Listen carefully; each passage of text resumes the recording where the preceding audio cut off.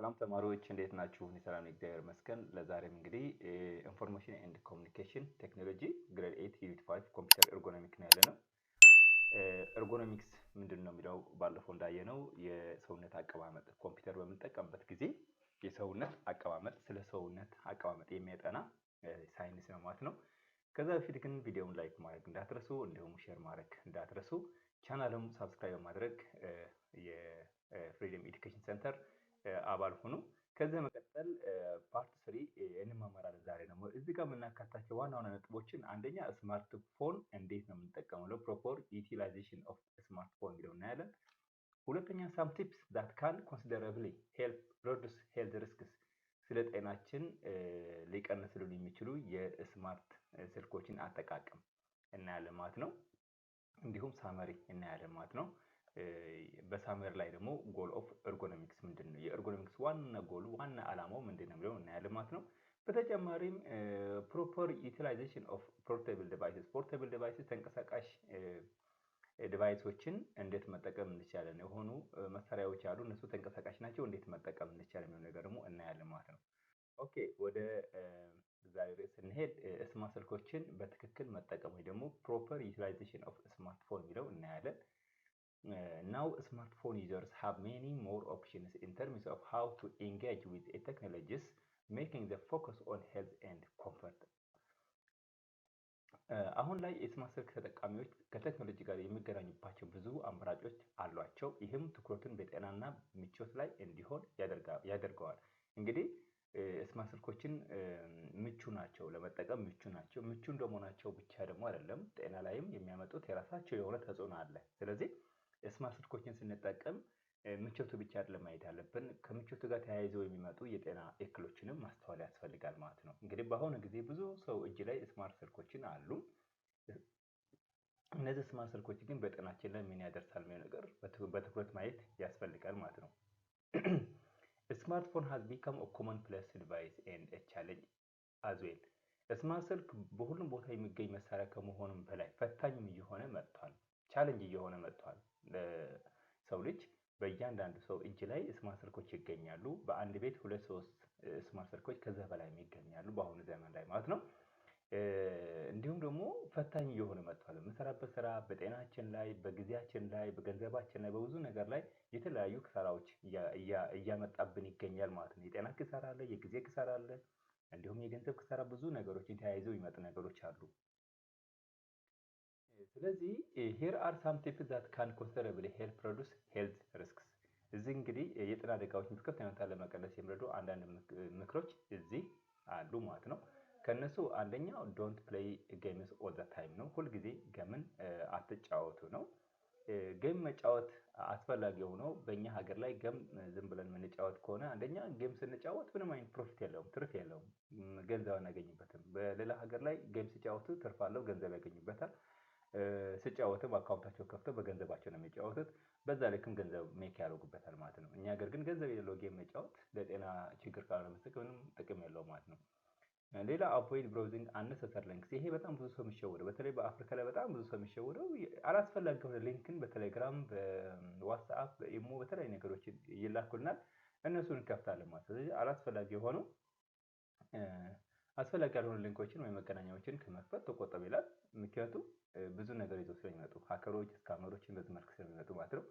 ዲኖት ካፕቸር ፎቶ ኤንድ ሼር ኢት፣ እዚህ ጋር በጣም ፎቶ አንስተ አታጋራ ይላል። ፎቶውን ዝም ብለህ ተነሳለህ ማጋራት፣ አሁን በተለይ ኢንስታግራም፣ ትዊተር፣ ፌስቡክ፣ ቲክታክ መጥቷል። ዝም ብለህ ፎቶ ማጋራት፣ ፕሮፋይል ዝም ብለህ አለም ማጋለጥ የሚሆነውና መረጃችን ሼር ማድረግ ትክክል አይደለም ወይ ተገቢ አይደለም ማለት ነው።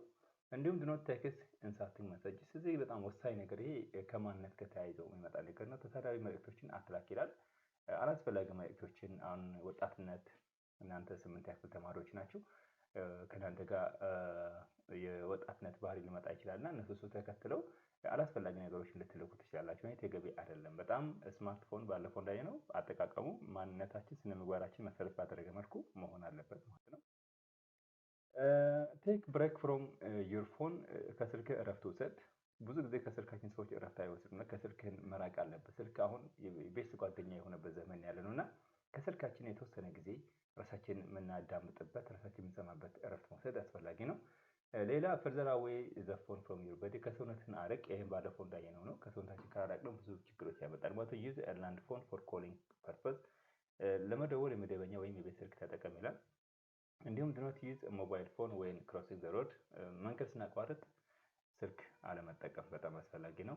ምክንያቱም መንገድ ስንሻገር ሞባይል ስልክ አትጠቀም የሚለው ምንድን ነው? ይሄ ከአጠቃቀም ችግር ለዚህ ነው። ስልክ አጠቃቀሙ ሳናውቀው ስልክ መጠቀም በጣም ብዙ አደጋ የሚያመጣብን ማለት ነው። ለምሳሌ መንገድ ሲሻገሩ ስልክ እያዩ ቲክቶክ እያዩ ኦር ፎቶ እያዩ ወይም ደግሞ መሰጅ እያዩ የሚሻገሩ ሰዎች አሉና የመኪና አደጋ መጋጨት ያጋጥማል። ለሾፌሩም ለሰውየውም ለሁሉም ህይወት የሚሰጣ ነገር ነው። የቀላል ነገር አይደለም እና መንገድ ሲሻገር ስልክ መጠቀም አያስፈልግም። do not use your mobile phone in place where there is a lot of electrical equipment ይሄን ደግሞ ከፍተኛ የኤሌክትሪክ መሳሪያዎች ባሉ ቦታዎች ሞባይል ስልክን አትጠቀም ይላል። ይሄን ደግሞ አደጋ ስላለው ነው። ምክንያቱም ኤሌክትሪክ ሊይዝ ይችላል ነው። keep your phone on silent mode when you are in the public places በህዝብ መገልገያ ቦታዎች ስትሆን ስልክህን በዝምታ ወይም ሳይለንት ሞድ ላይ አድርግ። ይሄ በጣም ስነ ምግባር የተሞላበት ተግባር ነው ማለት ነው። ኦኬ እዚህ ጋር ሳመሪ ማጠቃለያ ላይ እንሄዳለን። in this unit you have learned about computer ergonomic skills for proper handling of portable device and proper utilization of a smartphone. The following are summary of this unit ይላል። እዚህ የተማርናቸው በዚህ ትምህርት ክፍል ውስጥ ስለ ኮምፒውተር ኤርጎኖሚክ ተንቀሳቃሽ መሳሪያዎችን በትክክል ስለመያዝ እና ስለ ስማርት ስልኮችን ተገቢ አጠቃቀም የተማርናቸውን ነጥቦች እንደሚከተለው በአጭሩ ማጠቃለል ይቻላል። አንደኛ ergonomics is the study of the relationship between users, their work and their physical work environment ይላል። ergonomics ማለት በተጠቃሚዎች በሚሰሩት ስራና በአካባቢያቸው መካከል ያለውን ግንኙነት የሚያጠና የትምህርት ዘርፍ ነው ወይም ሳይንስ ነው። ስለዚህ ergonomics ስንል ኮምፒውተር በሚጠቀሙ ሰዎች ወይም በሚሰሩት ስራ ላይ እና እንዲሁም በአካባቢ ካሉ ማቴሪያሎች ጋር ተያይዞ የሚያጠና የትምህርት ዘርፍ ነው ማለት ነው። ergonomics is optimization of physical hardware to benefit the health of the user. ergonomics ተጠቃሚውን ጤንነት ለመጠበቅ ሲባል የአካል ቁሶችን ወይም መሳሪያዎችን የማሻሻል ሂደት ነው ይላል ማለት ነው። The goal of ergonomics is the prevention of tissue injuries and muscle skeletal disorders. ይሄ ምንድነው? የኤርጎኖሚክስ ግብ የሰውነት ለስላሳ ክፍሎች ላይ የሚደርሱ ጉዳቶችና የጡንቻና የአጥንት መዛባቶችን ወይም ስኬለታል ዲስኦርደርስ መከላከል ነው ይላል። ስለዚህ ኤርጎኖሚክስ እንደተማርነው እንግዲህ እንደምታዩት ሰውነታችን ከተለያየ ነገር ለመከላከል ስለሆነ በተለይ ሶፍት የሆነ ቲሹአችን ለስለስ ያሉ የሰውነት ክፍላችንና ጡንቻችን ወይም መስላችን ለመጠበቅ ስለሆነ በጣም ጥንቃቄ ያስፈልጋል ማለት ነው። ኮምፒውተር ስትጠቀሙ ይህንን እረሳችሁ እንዳትሄዱ። ይሄ በህይወታችሁ በዕለት ተዕለት የምታደርጉት ነገር ነው ተማሪዎች። እንዲሁም a portable device is a small form of a computing device designed to be held and used in the hands. ተንቀሳቃሽ መሳሪያ ማለት በእጅ ተይዞ እንዲያገለግል ተደርጎ የተሰራ ትንሽ የኮምፒውተር መሳሪያ ናቸው። Portable devices are becoming an increasingly important part of personal computing as the capabilities of devices like smartphone, laptop, tablets, and notebook continue to improve. እንደ ስማርት ስልኮች፣ ላፕቶፖች፣ ታብሌቶች እና ኖትቡኮች ያሉ መሳሪያዎች አቅማቸው እያደገ በመምጣቱ ተንቀሳቃሽ መሳሪያዎች በግል በኮምፒውቲንግ ዘርፍ ውስጥ ከፍተኛ ሚና እየተጫወቱ ይገኛሉ። ይሄ እንግዲህ ስልኮች፣ ላፕቶፖች የመጀመሪያ ስልኮች ሌላ ነበሩ፣ ትናንሽ በተን ነበሩ። ከዛ ወደ ተች መጣ። ከተች ደግሞ ስማርት ስልኮች እየሆነ መጣ። ከዛ ደግሞ ወደ አይፎን፣ ወደ የተለያዩ ህዋዊ የተለያዩ እየሆነ እያደገ ነው የመጣው እና በየጊዜው እያደጉ ነው የመጡት። እንደዚህ ላፕቶፕ ነበሩ። ከላፕቶፕ አነስ ያሉ ታብሌቶች ተሰሩ። ከታብሌት አነስ ያለ ስልኮች እንደዚህ ያሉ። ከዛም ኖትቡኮች አሉ እና እነዚህ ስልኮች በዚህ መልክ ነው እያደጉ ተንቀሳቃሽ መሳሪያዎችን በዚህ መልክ እያደጉ ነው የመጡት እና ጥቅም እንዳላቸው ሁሉ ጉዳትም አላቸው። በእጃችን ይዘን የምንንቀሳቀሰው ማለት ነው። ፕሮፕሪተሪ ፖርታብል ዲቫይስ ኢንክሉድስ ስለዚህ ተንቀሳቃሽ መሳሪያዎች በትክክል መጠቀም የሚከተሉት ያካትታል። አንደኛ አቮይዲንግ ሎንግ ኮንቨርሴሽን ባለፈው ላይ ነው። ረጅም የስልክ ንግግሮችን ማስወገድ ማጠቃላይ እየሰራ ስለሆነ አሁን ዩዚንግ ሄድሴትስ ኢን ስፒከር ፎን ኦፕሽን የጆሮ ማዳመጫና ድምጽ ማጉያ መጠቀም ከምን በስልካችን ዝም ብለን ከምናወራ በጆሮአችን ዘንድ ከምናወራ ሄድሴት ወይ ደግሞ ስፒከር ፎን ብንጠቀም ወይ ላውድ ማድረግ ነው ወይ ደግሞ የጆሮ ማዳመጫ ብንጠቀም ነው። ኪፒንግ ሞባይል ዲቫይስ አዌይ ፍሮም ዩር ቤድ ተንቀሳቃሽ መሳሪያዎችን ከሰውነት አርቆ ማስቀመጥ። ተርኒንግ ኦፍ ሶላር ዳታ ኤንድ ዋየርለስ ዲቫይስ ዌል ስሊፒንግ ስንተኛ ሞባይል ዳታችንና ዋየርለስ ዲቫይስ የሆኑ ነገሮች በሙሉ ማጥፋት። ለመልመድ ያስቸግራል፣ ግን ብትለማመዱ በጣም አሪፍ ነው የሚሆነው። በተኙበት ጊዜ የዳታ እና የዋይፋይ አገልግሎቶችን ማጥፋት ያስፈልጋል ማለት ነው። አቮይዲንግ ኮልስ አት ፕሌስ ዊዝ ሎው ሲግናል ሪሰፕሽን ይህም በጣም ወሳኝ ነው። ኔትወርክ ሲግናል ደካማ በሆነባቸው ቦታ ስልክ አለመደወል ወይ ደግሞ ስልኩን አጥፍቶ ዝም ማለት ይቻላል። ፊውር ኮልስ ሞር ቴክስትስ እና ጥሪዎችን በመቀነስ የጽሁፍ መልእክቶችን ወይም ቴክስትስ መግባባት መቻል።